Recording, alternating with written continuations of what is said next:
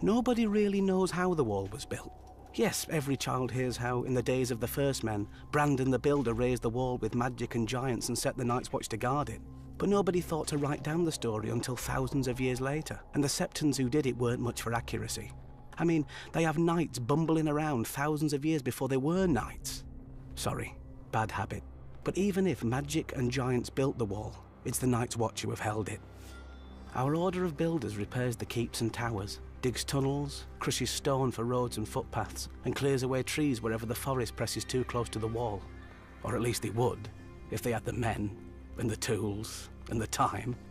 Long ago, when the Night's Watch was at full strength, the builders would quarry blocks of ice from the frozen lake to the haunted forest, dragging them south on sledges to add to the wall. Now, it's all they can do to watch for cracks or signs of melt and make what repairs they can, without men, or tools, or time. The Order of Rangers is the fighting heart of the Night's Watch. They ride beyond the wall, fighting and trading with wildlings, surviving shadow cats and snow leopards.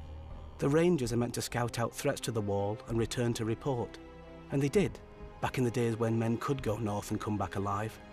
Now they just come back. The Order of Stewards keeps the watch alive. We hunt and farm, tend the horses, milk the cows, gather firewood, cook the meals and bring supplies from the south.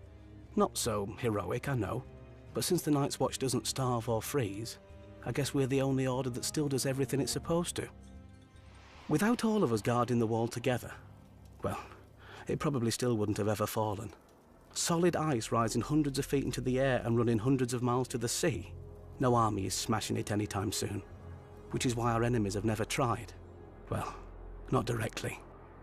The brothers Gendel and Gorn, kings beyond the wall, went under the wall, through ancient caves buried deep in the earth.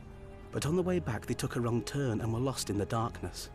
People say that their children's children's children are still down there, looking for a way up, or for more food to find its way down.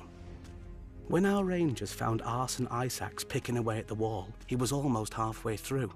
The rangers decided not to disturb him and sealed the way behind him with ice and stone and snow. Some say if you press your ear flat to the wall, you can still hear Arson chipping away with his axe. 100 years ago, another king beyond the wall, Raymond Redbeard, realised the wall's size is both its greatest strength and its greatest weakness.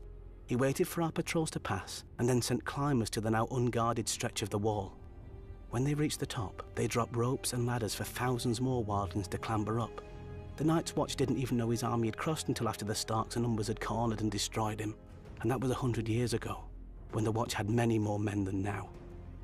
Lucky for the Night's Watch, the wall isn't without its own defences. Besides being incredibly tall and thick, the wall is also treacherous. Many times a patrol will find the broken corpses of wildlings who've tried to climb the wall, only for a piece of it to break off mid-climb, or to have their hold slip as the sun melted the ice just enough. When the light strikes the wall just right, it can even look like it's weeping. 1,000 years ago, the Night's Watch could have lined up shoulder to shoulder along the wall, all the way from Eastwatch by the Sea to the Shadow Tower, to meet Mance Rayder and his army. But now, Mance isn't bothering to find tunnels under the wall or climb over it. He was a sworn brother once. He knows that the glory of the Night's Watch is behind us. Mance is going to try what no man ever has. He's going to come through the wall. One day, I hope Maesters write stories about how we beat him back. Because if we don't, there may not be any more stories to write.